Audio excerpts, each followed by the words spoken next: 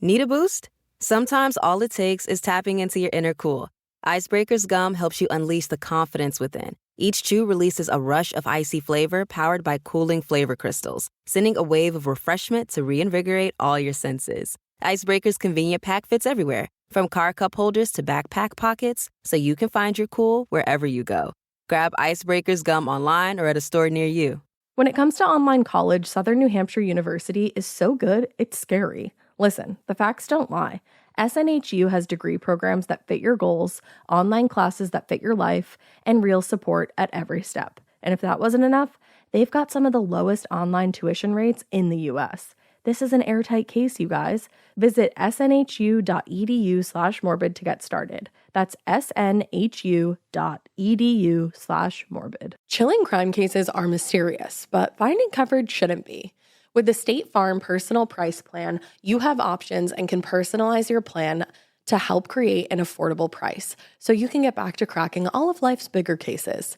Talk to a State Farm agent today to learn how you can choose to bundle and save with the Personal Price Plan. Like a good neighbor, State Farm is there. Head to statefarm.com to get a quote. Prices are based on rating plans that vary by state. Coverage options are selected by the customer. Availability, amount of discounts and savings, and eligibility vary by state.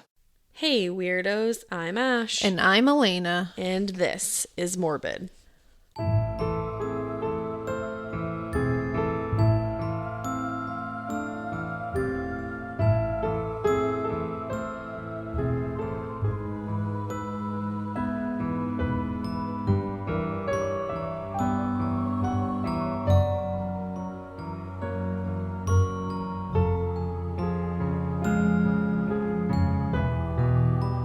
Wow, what a week, guys. The true crime world is going off. Stuff is just happening. Some good, like, justice being served stuff, and then some really scary stuff. Yeah. So we just wanted to quickly touch upon it because I'm sure everybody's got it in their heads. That Robert Durst was convicted of first-degree murder, which I feel like a lot of people are like, he wasn't already?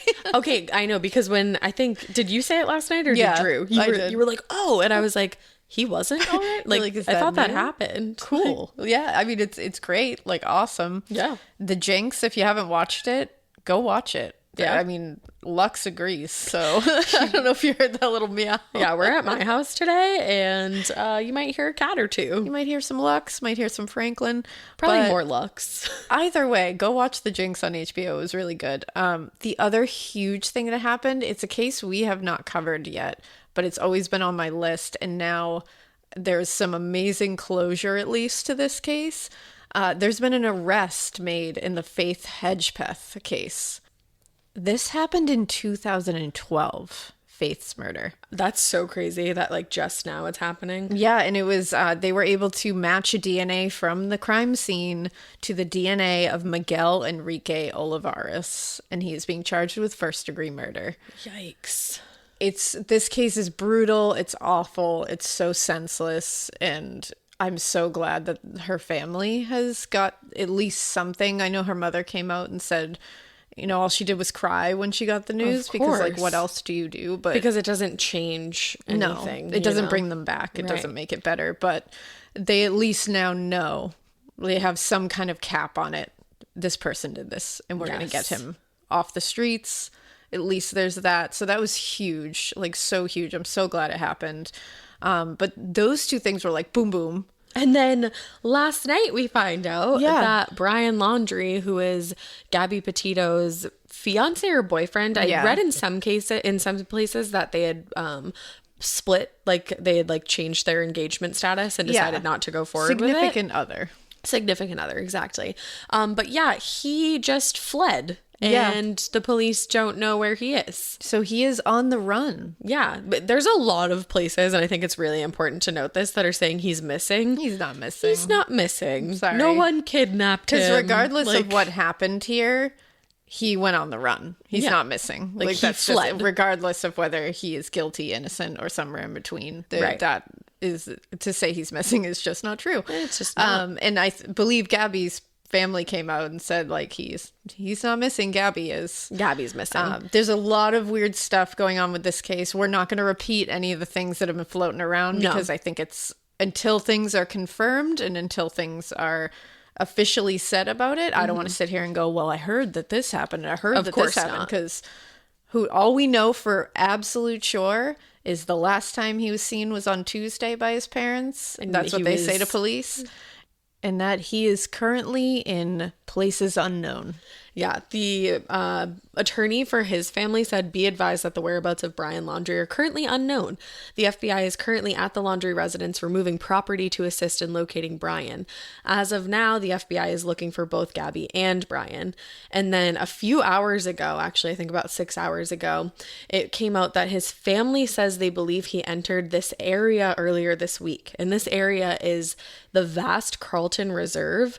It's a 24,565 acre preserve, which is north of his home. And they think he might be there. So police are out there like right now looking around and searching. Man, this just gets weirder and weirder as it goes.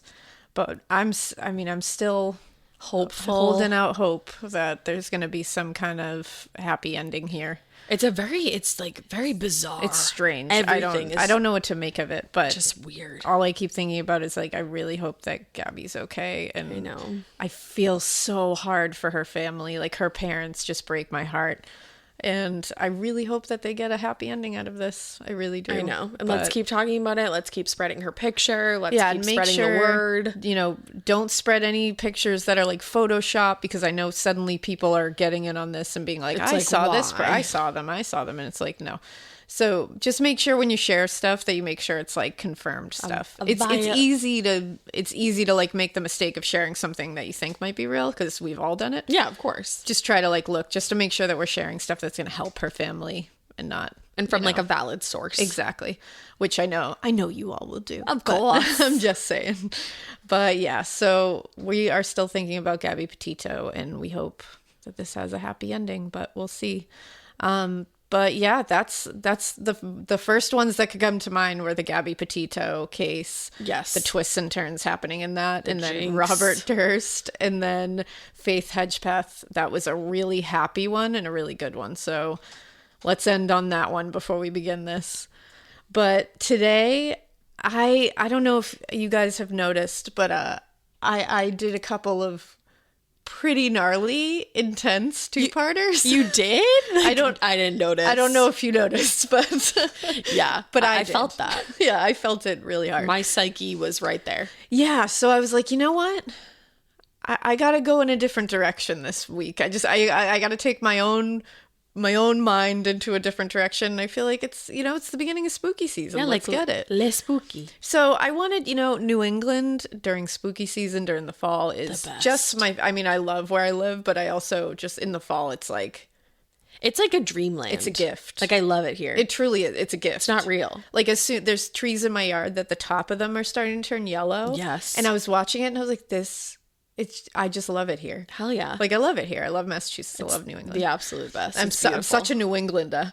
But so I decided, I was like, you know what? I want to stay here. We have all that spooky history. I got to find something good. Hell yeah. And you know what?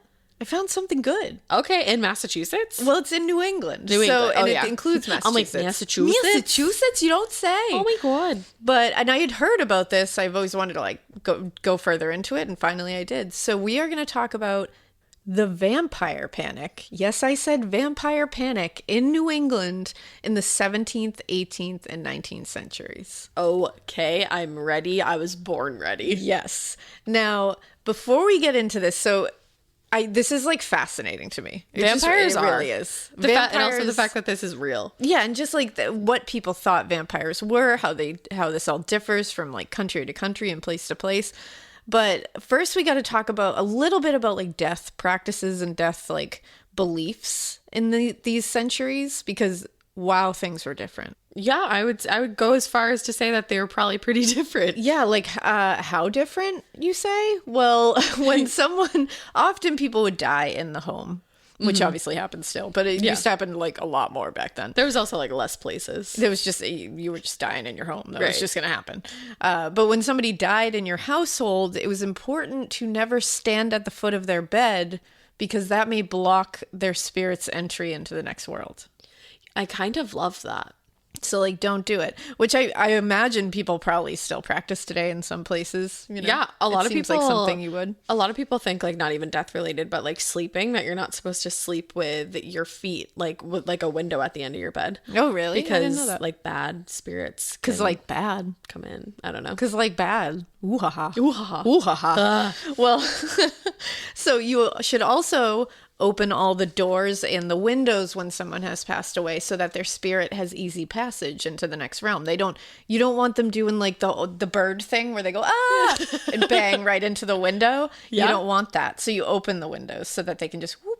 And also right might start to smell in your house. So yeah, I mean, it's a good call. For practical reasons, and it's funny that you said that because the next thing I wrote in my notes was, this also to me is good for practical reasons, like allowing the smell of rotting decomp to slowly come out of the home and you're not breathing in death fumes. Like fresh air is for dead people unless there's dead people in your house, in which case fresh air is for them. So open the windows. So the fresh air is fitting. Indeed for the dead people. Also, I almost elbowed Franklin, and that's why I said, ooh, don't do that. But yeah, so, you know, you open the windows, open the doors. You don't want them running into a glass door, thinking a really clean glass door. We all know how, you love a good Windex. Oh, that Windex is my jam. But that can be really tough for a spirit trying to get out of the world. I get it. So don't do it. They also carried corpses out feet first, when they would bring them to the burial grounds, because if they didn't, then the dead person would have a chance to look at your living ass. If they're going out feet second, then they're... Your home should show off who you are. Now is the time to boldly write the newest chapter in your home story. And your main character? It's Ashley. Ashley has styles that balance timeless appeal and modern trends to bring your personal look home. Yes, these are well-crafted and affordable pieces with eye-catching design, but they're also built to stand up to real life. With features like stain-resistant performance fabric, options that are incredibly durable, easy to clean, and stain-resistant with machine-washable covers. Plus, Ashley provides fast, reliable, white-glove delivery right to your room of choice, so you can style your space without any stress. Ashley was nice enough to send us a bunch of new pieces for my pod lab at my house, and when I tell you they deliver it to your room of choice, unfortunately, they did have to deliver to the attic, but they could not have been nicer about it. I got, or was gifted, I should say, the Revion Lake sofa and love seat. It's in this like olive-colored, velvety fabric. It's so nice. I will say it is so freaking easy to clean because if you know me, you know that I have a white cat and a black cat and then a multicolored cat. The white cat loves to just roll all up on this furniture and leave his hair everywhere, but it's so easy to vacuum. I also got the Meili coffee table. So I have that, like I said, in my attic, but I'm ready to order another one for my living room because this coffee table is so beautiful. It has this like antique old money vibe to it. I absolutely love it. And then finally, I got three actually of the core stone end tables. They have little shelves in them so you can dress them up and, kind of like personalize them to your style. I highly, highly recommend all of the pieces that I got. And I just recommend Ashley in general. It was such an easy process to shop with them and the delivery, all of that from start to finish. It was awesome. Visit your local Ashley store or head to ashley.com to find your style. Getting paid twice a month doesn't mean money is scarce. It just feels that way. That feeling makes you do weird stuff, like putting things on a card you didn't need to. Earnin removes that feeling. With Earnin, you can access up to $150 per day of money you've already earned, plus up to $1,000 between paychecks. Standard transfers take 1 to 2 business days with no mandatory fees, and expedited transfers start at $3.99 and cap at $5.99. 5 million people are already on it, and honestly, it's wild it didn't exist sooner. Download Earnin on the App Store or Google Play, spelled like earning money without the G. Type in Morbid under podcast when you sign up. It'll really help the show. Earnin is a financial technology company, not a bank. Access limits are based on your earnings and risk factors. Standard cash outs take 1 to 2 business days with no mandatory fees. Expedited transfers available for a fee. Tips are voluntary and don't affect the service. Available in select states. Terms and restrictions apply. Visit earnin.com for full details. Watching you as they're leaving. Okay. So they can look at you, and if they look at you, you'll be dead in a few months' time. Wow. I mean, that's a stretch and a half, but like, yeah, I love the superstition of like the early days. Oh yeah. But it was all just to like explain away the fact that everyone was dying at like age 25. So it was just like, oh, you got looked at by a dead person as they were bringing them out.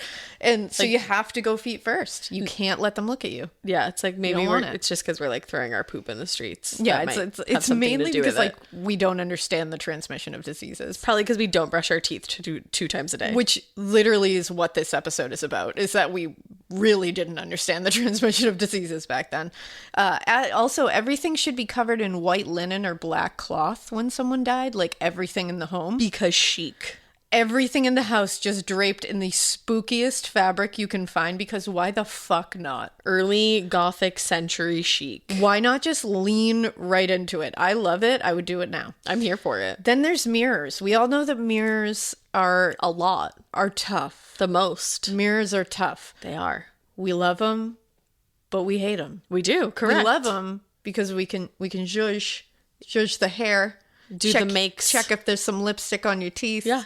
All that good stuff. Yeah, just staring them for endless hours. We hate them because they are often otherworldly portals to a damned hellscape that we don't understand. To a damned hellscape. So here's my question. Ask away. Sometimes I do feel a little bit like I'm living in a damned hellscape occasionally from time to time. We might be the other side of the mirror.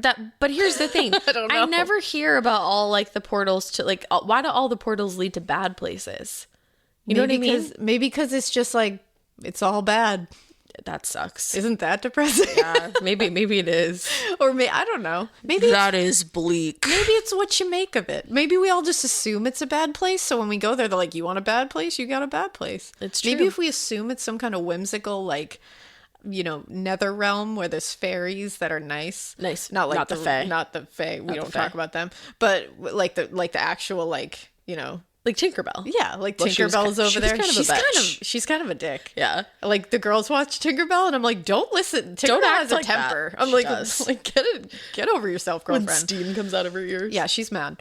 But you know what I mean. Yeah, no, I do. Maybe there's like little goblins that are happy and will give you pie. Or like it's just like a tropical beach, but it's fall time at the tropical beach, but like warm on the tropical beach, but like it's fall all at the same time, and you get to have like an apple cider drink, and you get to have a pumpkin patch over there. I hate that the beach was interwoven into this. But those are I like the beach, I also like fall. This is your other portal. It is. Well, yours is literally just a spooky forest. Oh, hell yeah. A spooky forest in the fall with a graveyard nearby. Yeah. But like what's an apple the best orchard thing to there? The left. And like who's and there? A pumpkin patch straight ahead. And what do you get to do? I get to pick pumpkins. Yes. I get to take hay rides. Okay. Yeah. To very, very well produced haunted houses. Okay.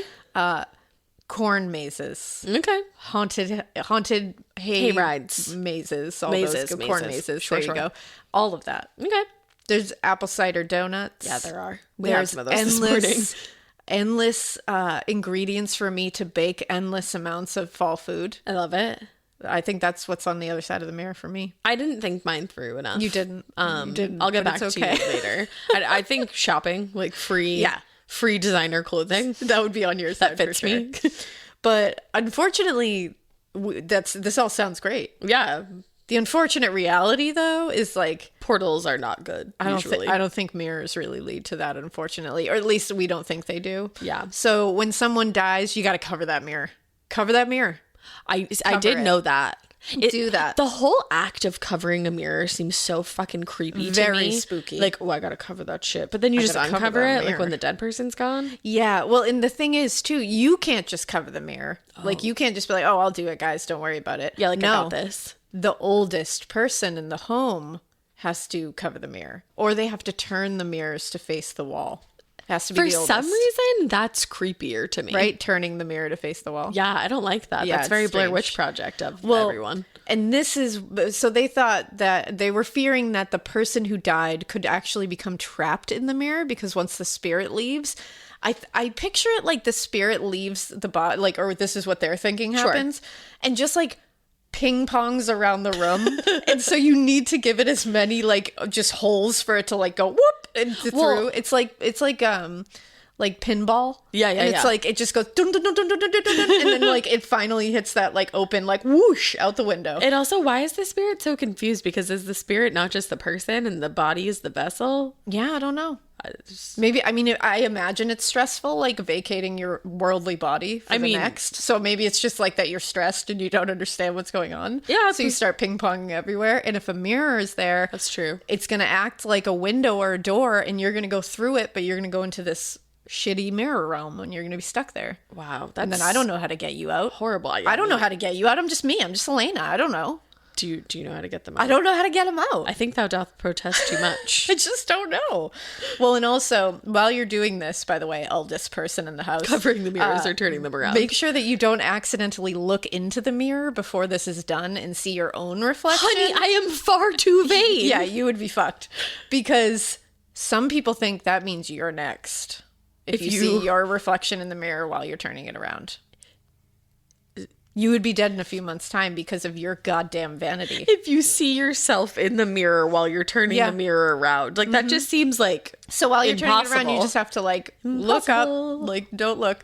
And so you got to make sure those mirrors are turned or covered and that the body is out of the home and in the ground safely before you turn them around or uncover them. Okay. You can't do it. And also, this one's interesting. I don't think this is done now, but let me know. Sometimes they would have a family member literally inhale the last like dying breath of the dying family member. That's the dumbest thing I've ever heard in my entire fucking life. Like, that's why you died next. Yeah. I mean, what? that's... Like, I'm dying. Yeah. I don't want... Yeah, no. for sure. It's like that. I love you so much, but I would literally never. Breath. Like, I'm good. I'll watch it and I'll cry about it. But I'll cry about but I'm not going to eat it. I'm going to eat your dying breath. I'm also not going to. It's okay. It is not a cuisine I'm looking to taste. But not a cuisine. not a kid's cuisine I'm excited for. Like, death rattle cuisine is not in the freezer section of your local grocery store. But now almost every mention, and I say all this because during that time, a lot of people were dying of a lot of different things. You don't say. And so people were dying all over the place, oftentimes at a young age. And so people needed reasons. They medical technology was not advanced. Medicine was really not telling you, like, here's what a germ is, here's what a bacteria is, here's what a virus is.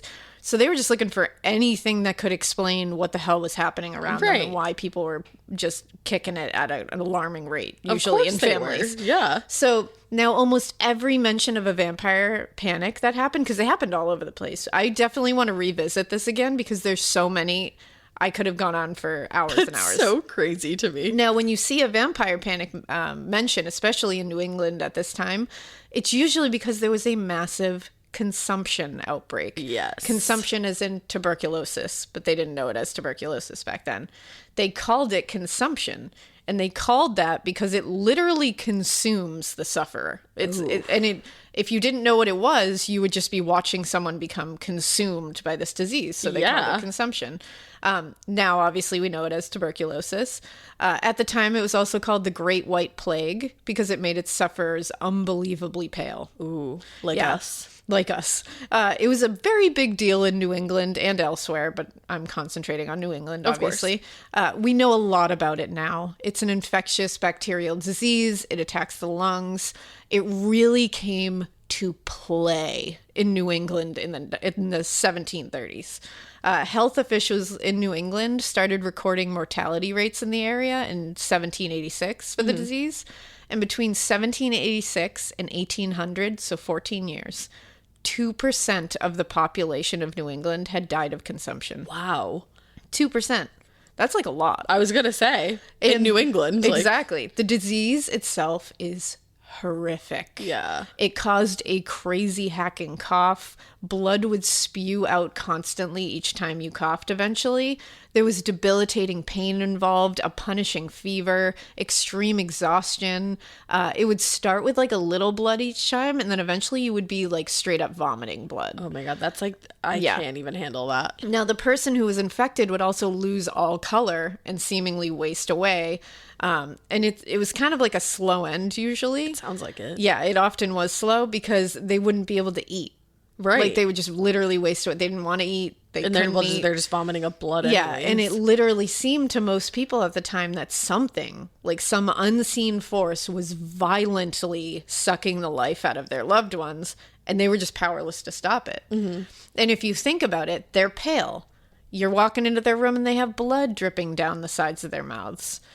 They are, they're doing these hacking coughs. They're probably awake at night. They're probably it's like, sounds like a vampire to me. Yeah. Like because they were known to like all the time have blood just dripping down from the sides of their mouths. Isn't that so crazy that people were like, well, gotta be that. But on top of all this is the fact that entire families would just be wiped out from this. So once one of them got it, it was like a ticking time bomb to see if it attacked the other family members in the house. And at this point, disease itself was just not understood. Right, not at all. Consumption, what they were understanding it was, did not understand that at all. They didn't understand transmission in the slightest. They didn't know that this was something you could pass to somebody else. They weren't wearing their masks. So they would just be everyone hanging out together. And if someone had it, they were not like quarantined from the rest of the family. Like, no, they were hacking in your face at breakfast and sleeping in the same room with 14 brothers and sisters just spewing all over each other. No. That's not the way to take care of that. And it's called quarantine, baby. And that's the thing. So they didn't understand that was they would just of course live not. life. So they didn't understand it. So it would just go through the entire home and they were like, what's happening? Right. Must be the devil. Must be a vampire. And cures obviously were not like what we have today. Not at all. So cures, they came up with things like drinking brown sugar and water. I mean, sounds really sweet. And my personal favorite, frequent horseback riding. To shake the devil out of you? No, it was because no, because it was allowing the patient to have fresh air, but it was fresh air that you were not having to become out of breath to get because you were sitting on a horse. Okay. So the horse was giving you the fresh air. I guess they tried. You could get on that horse, go riding through the country, hacking up blood. Go spread your tuberculosis everywhere. Just spew all those, tuberculosis little balls everywhere. Good. Just spread it around like wildfire. But you're sucking in that fresh colonial air as you do it. Yeah. And in 1692, a doctor named Dr. Thomas Sydenham published this about this cure that he had found because he came out and was like, you got to ride a horse. I got this. He said, quote, but the best remedy hitherto discovered in this case is riding sufficiently long journeys on horseback. Provide this exercise be long enough continued, observing that the middle-aged person must persist in it much longer than children or young persons. Uh-huh. So if you old, get on that horse and you got to start riding and don't stop riding. But if you're a child, you can ride for a little bit and then get off. What's that song about, like Mustang Sally? Mustang Sally. But yeah, get on your horse and start riding through the country. Get on your high horse. That's going to help Get you your out, I guess. tuberculosis out of here. I mean, at the time and even later with tuberculosis patients, fresh air was a huge thing. Yeah, we said that in the Eastern State Penitentiary, they had special cells designed. Open air cells. Yeah. And they would tuberculosis wards. They would have beds that the head of the bed would be outside. Mm-hmm. And there would be like an awning over you to like protect you from the weather. But your head would just be hanging outside. Wow. Yeah.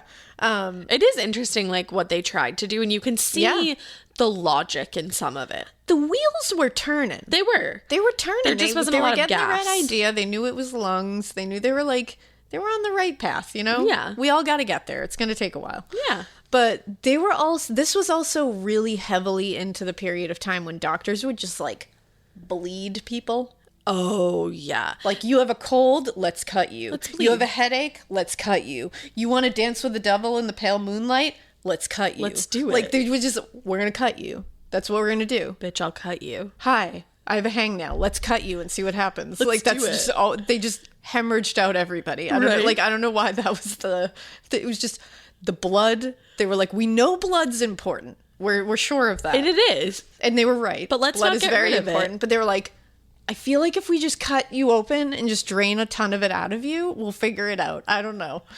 They were wrong. But they were? So a lot of tuberculosis patients and consumption patients would just be, like that's the same thing. I don't know why I just said it as like two different diseases.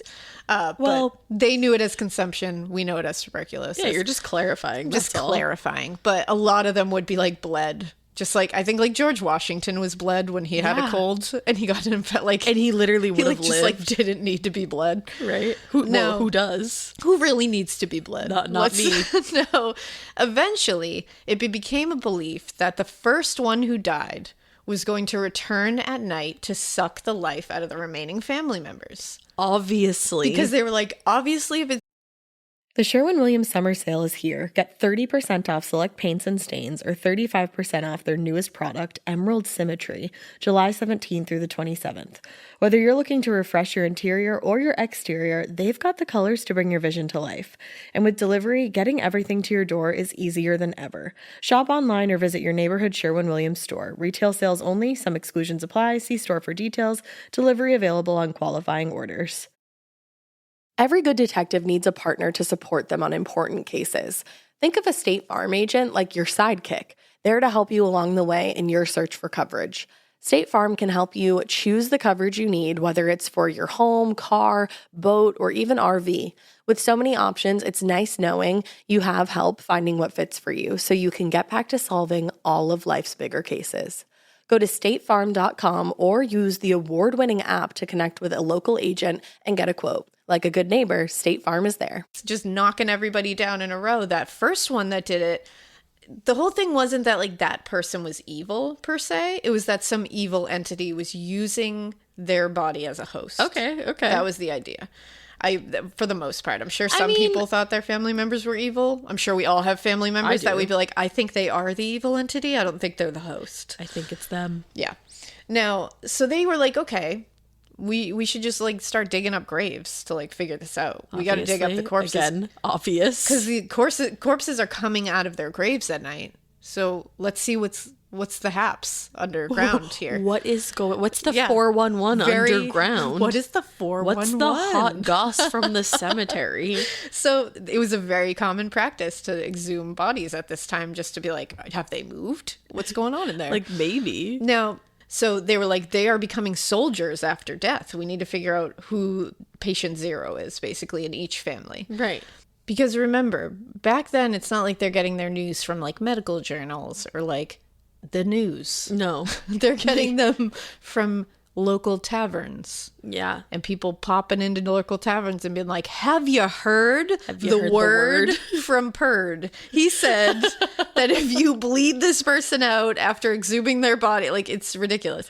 And apparently in New England, taverns were like everywhere, which is not shocking to me. They still are at this they were very popular. moment. They were very popular. And still are. Pretty famous dude, like infamous dude named Cotton Mather. I think a lot of New Englanders know this man. I've heard of him. He was quoted as saying in the late 1600s that every other house in Boston was one of these quote unquote public houses.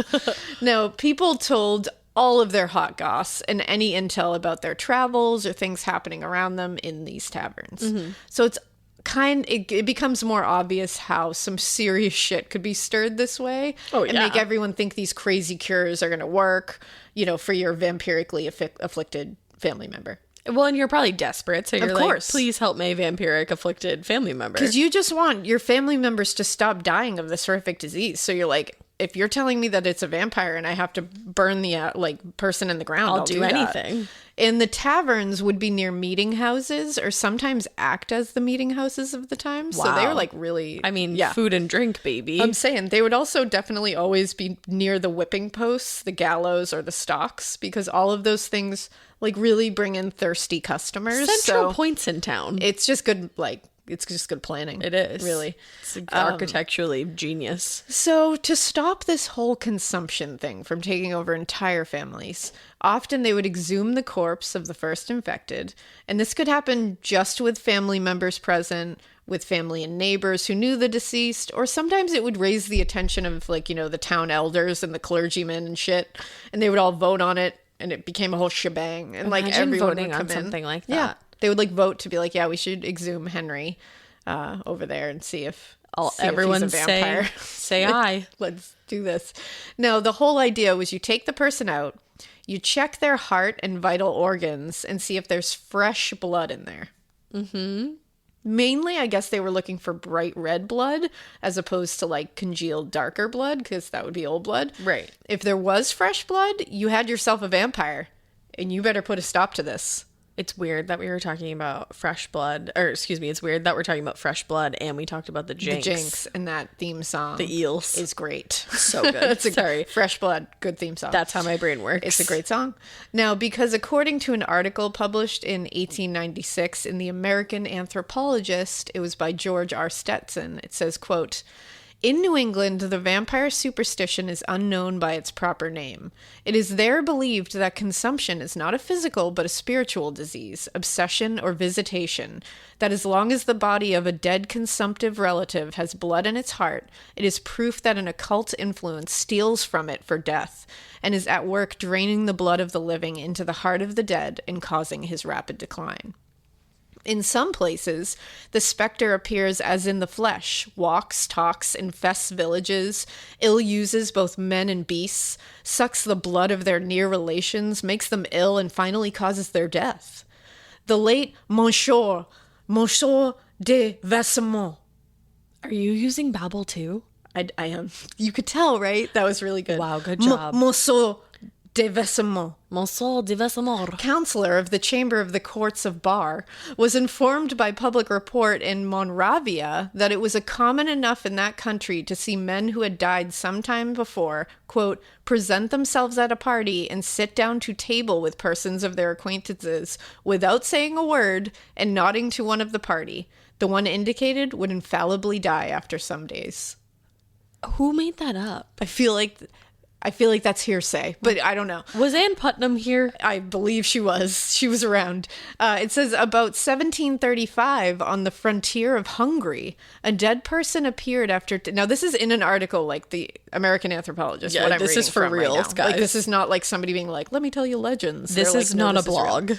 So about 1735, on the frontier of Hungary, a dead person appeared after 10 years' burial and caused the death of his father. In 1730, in Turkish Serbia, it was believed that those who had been passive vampires during life became active after death.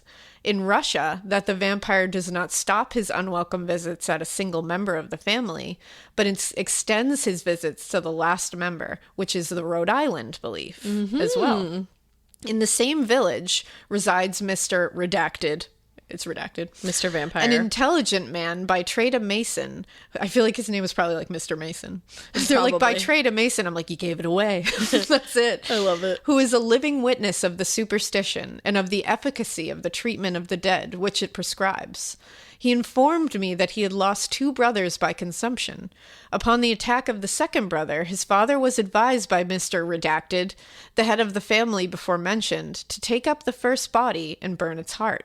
But the brother attacked, objected to the sacrilege, and in consequence, subsequently died. Mm-hmm. When he was attacked by the disease in his turn, Redacted's advice prevailed, and the body of the brother last dead was exhumed, and living blood being found in the heart and in circulation, it was cremated. And the sufferer began immediately to mend, and stood before me an hale, hearty, and vigorous man of 50 years. When questioned as to his understanding of the miraculous influence, he could suggest nothing, and did not recognize the superstition even by name. He remembered that the doctors did not believe in its efficacy, but he and many others did. His father saw the brother's body and the arterial blood. The attitude of several other persons in regard to the practice was agnostic, either from fear of public opinion or other reasons, and their replies to my inquiries were in the same temper of mind as that of a blind man in the Gospel of St. John, who did not dare to express his belief, but answered and said, whether he was a sinner or no, "I know not. One thing I know, that whereas I was blind, now I see." So poetic at the end, but like all the way through, I'm like, you're really he got stretching at the end. Guy. So this is stuff that is like to really show you that this is stuff that people were taking seriously. Yeah, these are stories that people were like, this happened. People were mended because of this. Like, consumption was gone because we burned the heart of the first person to die in the family. I can't imagine living during this time. It would have been a wild, wild time to live during. And apparently in Maine and in Massachusetts, mainly Plymouth, they would just open the graves and flip the corpse over on its face. Oh. They were like, that'll take care of it. They felt good about that. Interesting. I love that they're like, you know what, we're not going to do too much. Yeah, like, keep it simple, stupid. Exactly. Like Kiss. All right. It's just, let's Let's chill. Let's keep this casual. Right. Let's just flip it over. And then he can't get out now. How would he get out? How are they going to know? I was literally. How are they going to know? How would they know? How would they know? And apparently it worked for us. So, and hey, that was it. Massachusetts out here doing the best. Like flip them over on their face and just slayed a harbinger of evil today. I had a big day at work today.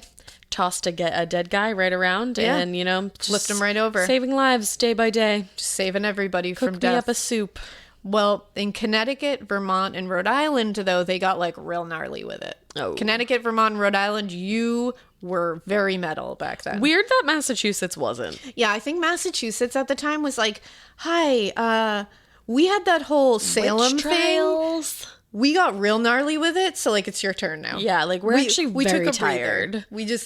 We just took a little nap Day off during this time. They were like, we're just gonna flip dead people over. We're not Right. gonna do anything sacrilegious to them. We're just gonna Don't worry, we'll be back at it. We're gonna let Connecticut, Vermont, and Rhode Island take care of this right now. It's fine. So first in Rhode Island, vampires were thought to only be women, and only between the ages of 15 and 22.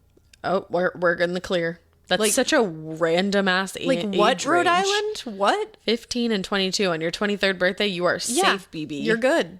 And everywhere else, it was not age or gender specific. It was just Rhode Island. Yeah. So I thought that. In Connecticut, Vermont, and Rhode Island as well, they would exhume the person. This is when they would check for the fresh blood in the heart. If so, they would cut out the heart, burn the heart, and sometimes they would even use the fumes and smoke from the smoldering heart as a cure. Oh? Yeah. They would also have people inhale the smoke from the burning tuberculosis heart because they thought that would aid in staying healthy. I'm willing to bet that it probably didn't. Yikes. Yeah. No. Not good. That's a wicked bad idea. Wicked bad idea, Kat. That's a wicked bad idea. Not smart. Sometimes, though, they would be plagued with this vampire curse for years as it just mowed down family member after family member. And they would not discover what they believed was the cause for those years. Yeah. So sometimes when they finally found who they believed to be the origin of the vampire activity, they would be dead for so long that there was no heart left to take out. Yeah. I was wondering when they were going to run into that. Yeah, like, and we'll see what happens when there's no heart to take out later on. Oh, I feel like it's going to be wild. And by later on, I mean we're going to find it out in the next case. So the next case comes from Griswold, Connecticut. And we are going to start this kind of recently in 1990. Oh, okay. More recent than the 1700s, at least. Yeah. 1990 to me still feels like 10 years ago, so I don't understand time. Oh, no, like I was saying like, oh, okay, like, wow, we're starting there. it But like, just- that sounds recent to me. Yeah. Recent enough. Well, in 1990, 3 boys were playing outside. And now it was 1990, so they were not like scooting around on a hoverboard or like playing games where you have to like use technology. They to were find, outside. like, a Pokemon or some shit. Like they were playing in a sand and gravel pit in the town because Yeah. That's what you did. fun. Like good, wholesome fun. Because Sandlot. Yeah. While they are playing... What? Because Sandlot. Sandlot.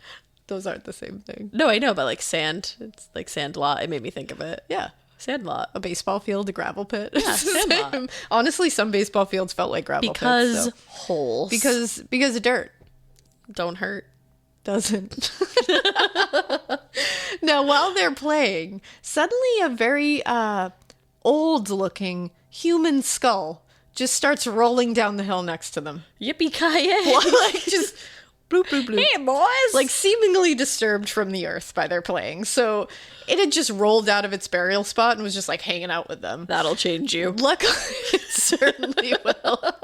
Luckily, they ran home and were like, Mom, Dad, help. And the parents contacted authorities, so everybody did what they were supposed to do here. Good. And at first, the authorities were like, well, shit. This must be a serial killer at work. Like, we found graves. This is bad. Yeah. And they thought this because another skull popped out of the earth as well while they were looking for this other one. So like, that makes sense. 2 skulls rolling down the hill. Yeah, Like, right. Whoa. You're like, oh shit, what's going on here? And at the time, it's important to note that a serial killer had just been caught in the area. Oh. His name was Michael Ross, and he brutally raped and killed at least 8 girls and women between the God. ages of 14 and 25. He did this between the years of 1981 and 1984. Wow. So they were thinking maybe this is just victims we don't know about, or it's a new serial killer. Because now they're like, well, we now know they're serial killers. So yeah. But when they started looking at these skulls, they were like, these are like way older. Like these are not recent skulls. So they called in the state archaeologist named Nick Bellatoni, and he came in to take a look. He was like, yup, these are old as fuck, and definitely not the work. He's like, can confirm those are old. And he said these are not the work of a modern day serial killer. When they dug a bit further, he came to the conclusion that this sand and gravel pit was actually on top of an old family cemetery. Okay. Later, it was identified as the Walton family cemetery from the 1800s. There were 29 graves. Wow. 7 men, 8 women, and 14 children were present. Oh my God. And they now had to be moved, like, carefully and respectfully. Yeah. Now, at the time of their deaths, these women, men, and children were all put in pretty plain wood coffins, as was common at the time. Right. Once they got to, so they're looking through these coffins, they're just like trying to identify people, trying to see how many like women and children they have. Yeah. Once they got to the 4th coffin that they were looking at, though, it was marked.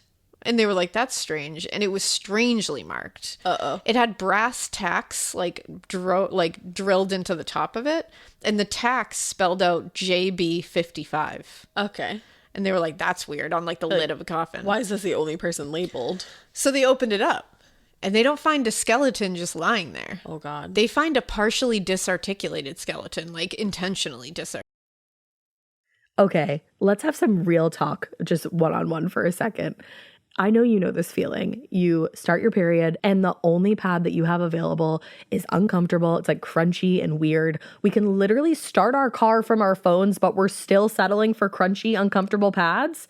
Girl, listen, when you're looking for softness and protection, Kotex has you covered. They are changing the game with a completely redesigned lineup of pads and liners that are designed around what women actually want, like Kotex Bamboo. Kotex Bamboo has a 100% bamboo-derived viscose top layer that provides ultra-soft protection, which means you don't have to worry about feeling itchy or uncomfortable. It's like the worst feeling ever.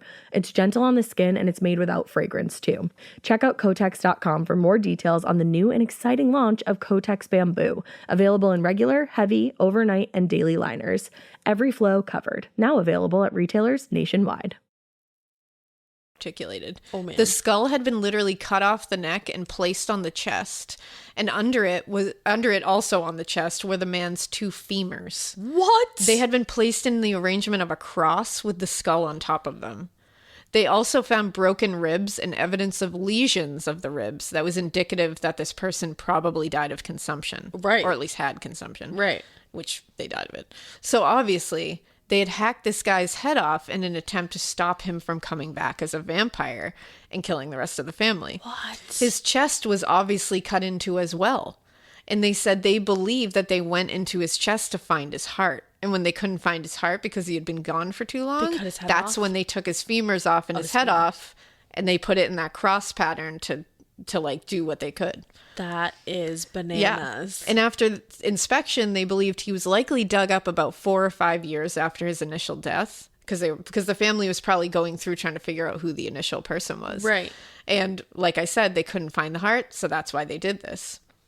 Now, his bones were sent to the National Museum of Health and Medicine in Silver Springs, Maryland, and they were able to get some DNA from the thigh bone. We loves a DNA test. It wasn't until recently, though, that they could actually take that DNA and do anything with it, because it was in 1990. They were like, we can do a little with it, but It was now like just we can really happening. do stuff.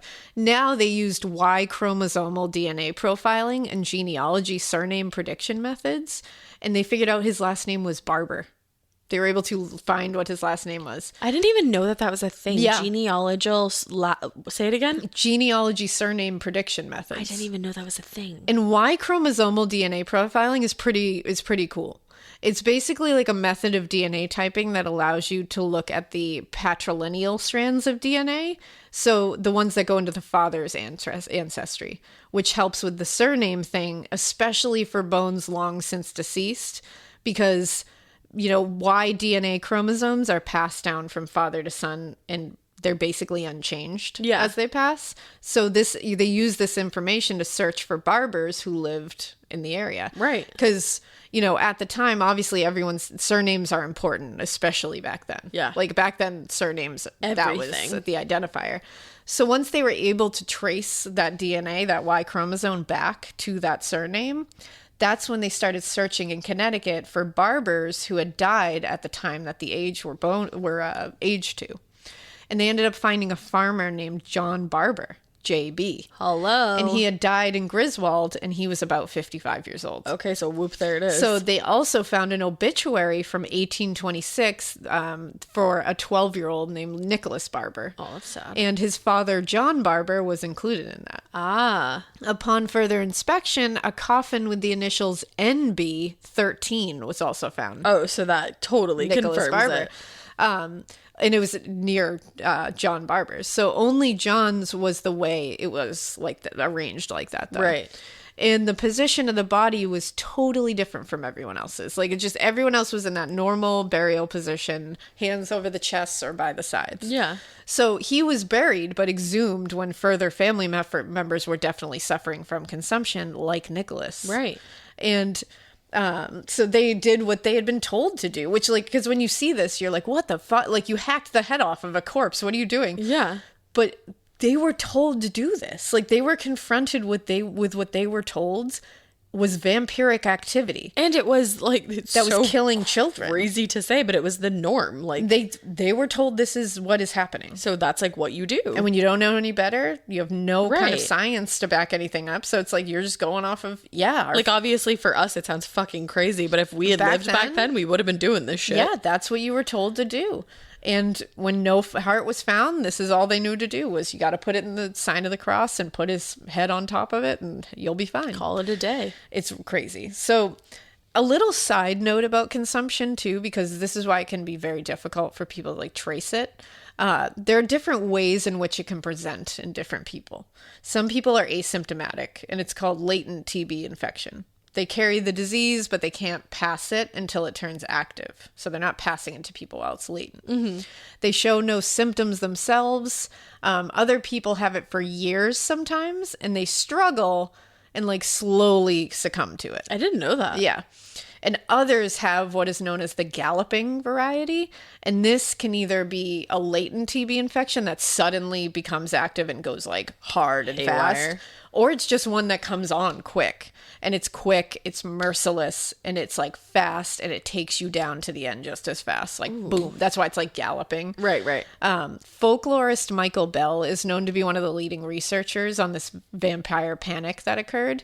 And I read in one of his interviews that people also believe Edgar Allan Poe had the asymptomatic type of TB. Why? Which definitely could have been true because he was around a lot of he was around a lot of active TB sufferers. Right. His mother being the first one who died of consumption when he was only 3 years old. That's so sad. His wife later, like his wife died of it. His everybody around him was dying of TB.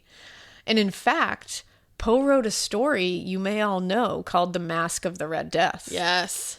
I love this story. That's a good one. It's such a good Poe story. It's one of my favorites. It was about a plague consuming society and mostly starting to eat away at the poorest and least fortunate in society. Right. And the plague makes you feel intense pain and bleed from the pores, which sounds a lot like an artistic rendering of consumption to me. It really does. And eventually, the richer in society begin to fear that it will leap the bounds of class and come for them as well. So they think they can use their privileged status to hide away and wait it out till it's gone. Mm-hmm. They don't actually care about those people suffering in the shadows. They just want to escape it themselves. Right. And the character, Prince Prospero, decides to quarantine in his like giant mansion. Mm-hmm. But he makes it glamorous, like quarantine, but make it glamorous by throwing a lavish party for everyone hiding away, like all these like nobles. And he hides himself away and like 1,000 other fancy noble guests in his fortress. And at one point, there's like all these rooms in the story where like it's all these different like lit rooms. Mm-hmm. It's really cool.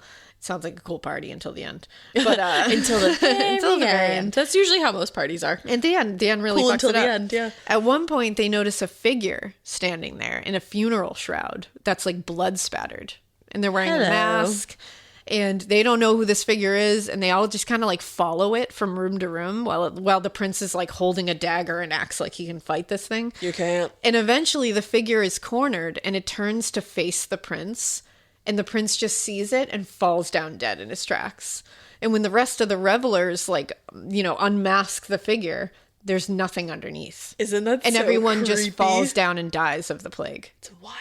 And the last line of the story is, "And darkness and decay and the Red Death held illimitable dominion over all." And I think that's so rad. I just fucking love Poe. You do. Oh, I fucking love Poe. It's How such can a you good not? one. And it's so relevant. When you think of that, it's really relevant today. Of course it is. Like with what's going on, which is very interesting.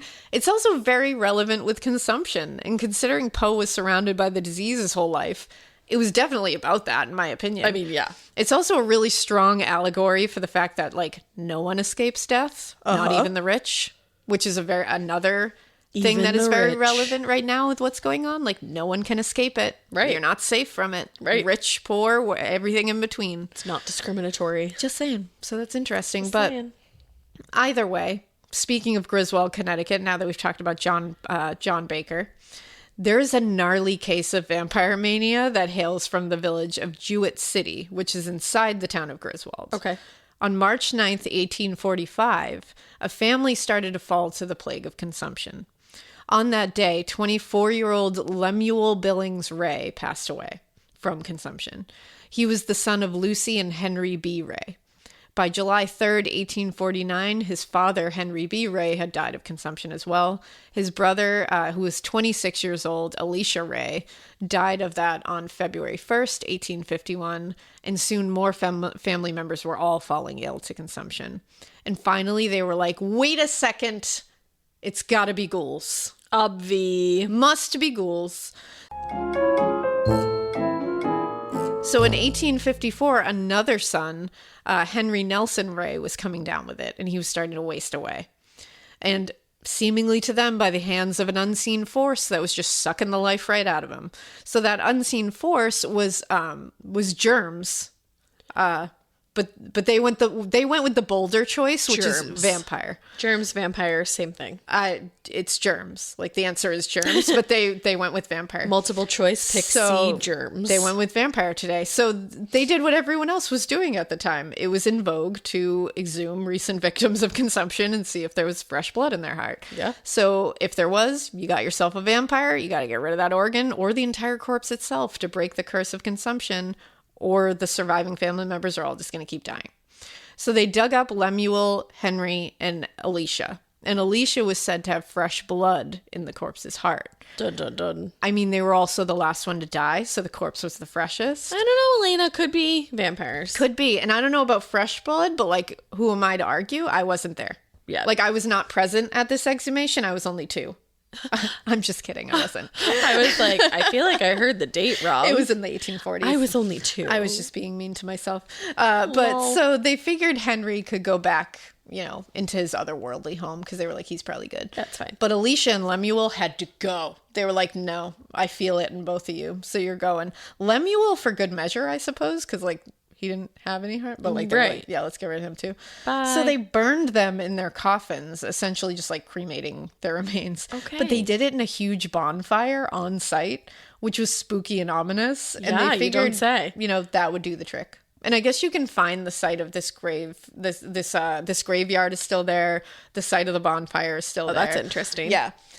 So they figured that was going to do the trick, but it didn't. It didn't. Henry Nelson Ray died the same year, very soon after, and his wife and 3 children also died of consumption. that's so sad. It did not do it.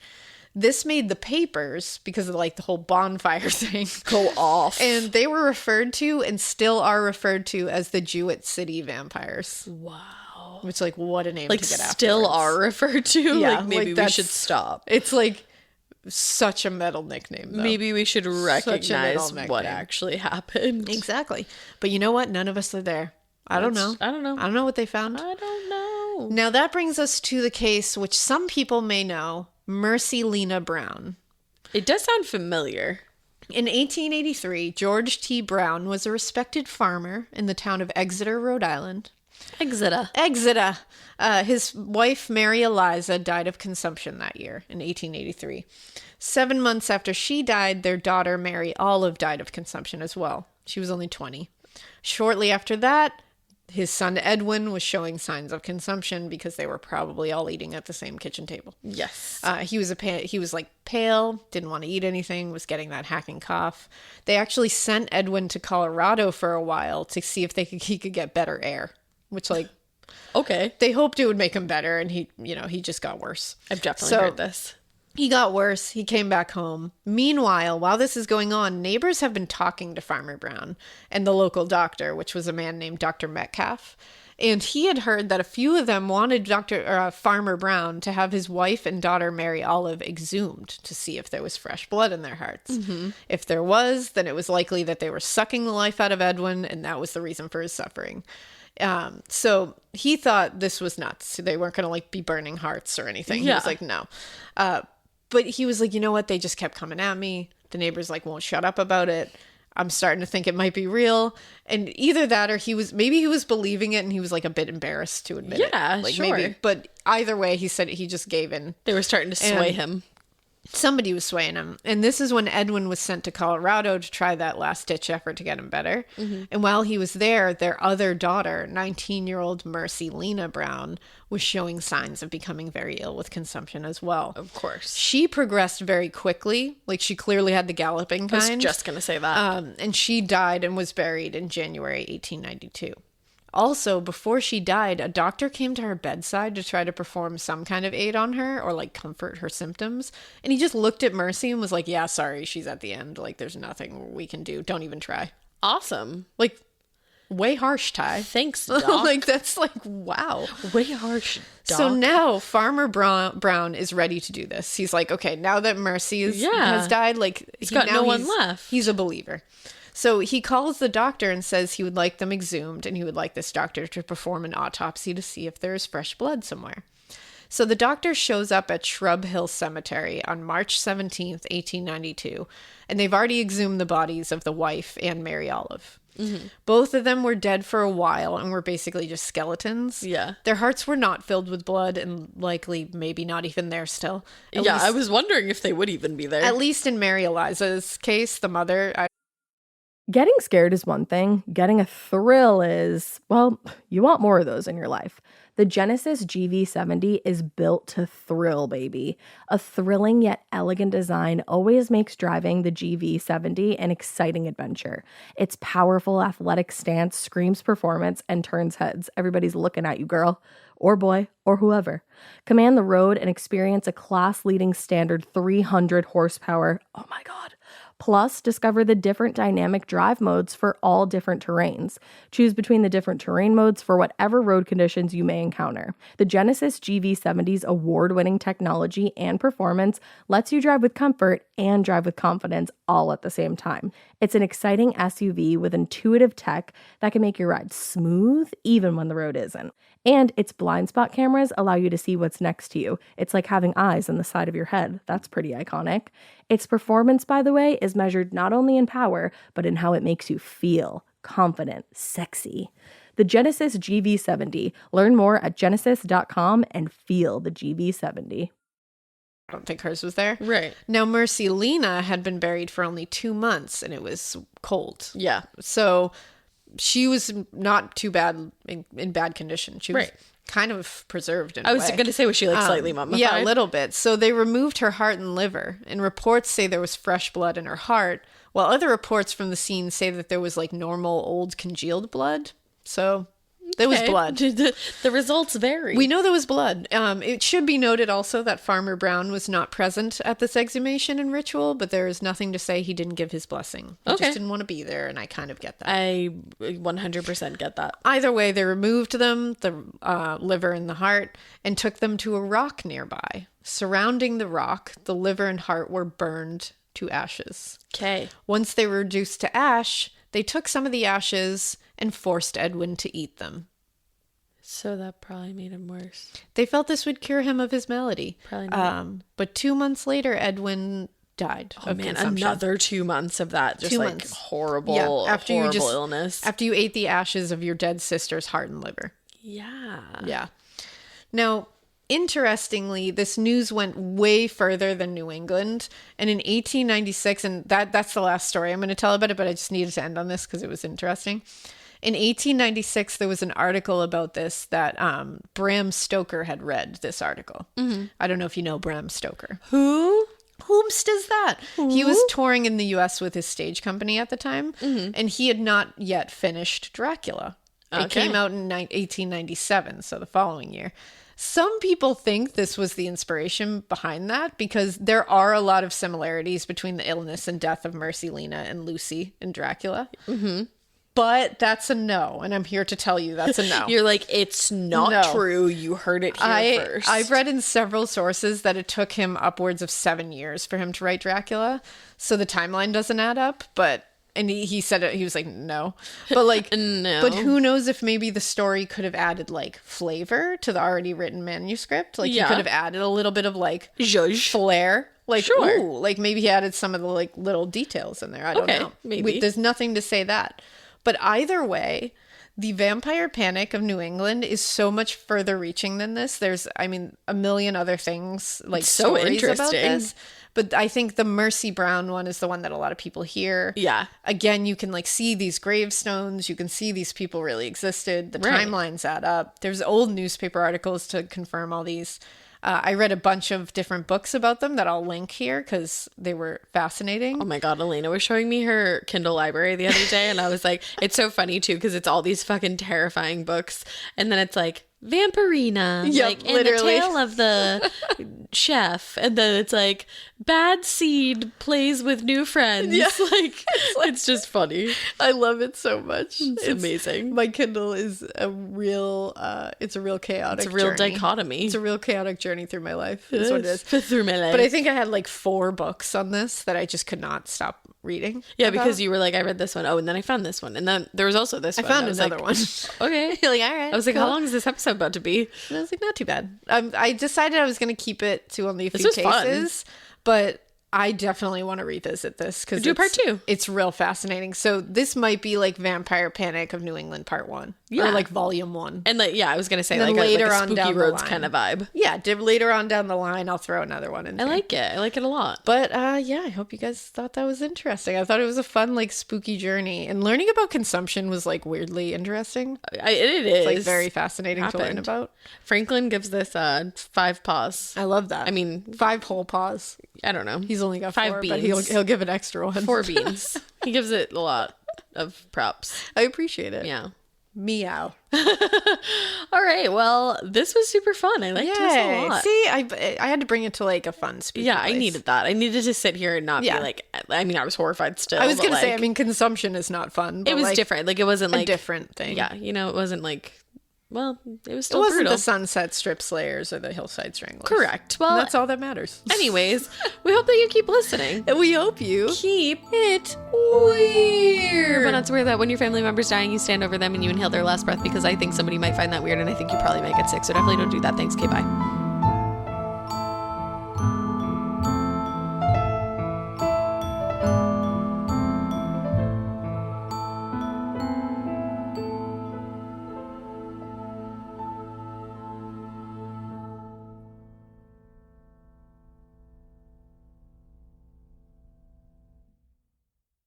Do you remember in school when your teacher had a favorite of everything? A favorite marker, a favorite element, and yes, even a favorite student?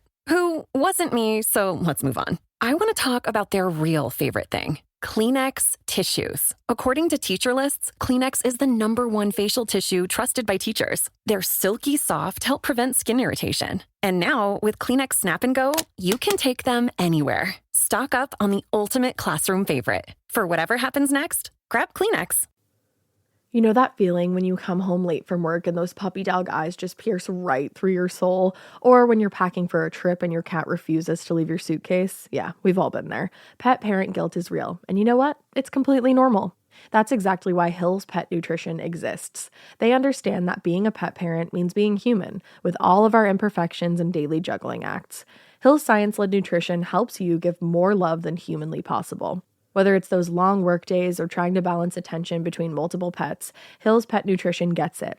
They've created science-based nutrition that supports your pet's lifelong health so you can feel confident even when life gets hectic. Because you're only human, there's Hill's. Science does more. Ready to let go of the guilt? Find the right food at hillspet.com/podcast. That's hillspet.com/podcast.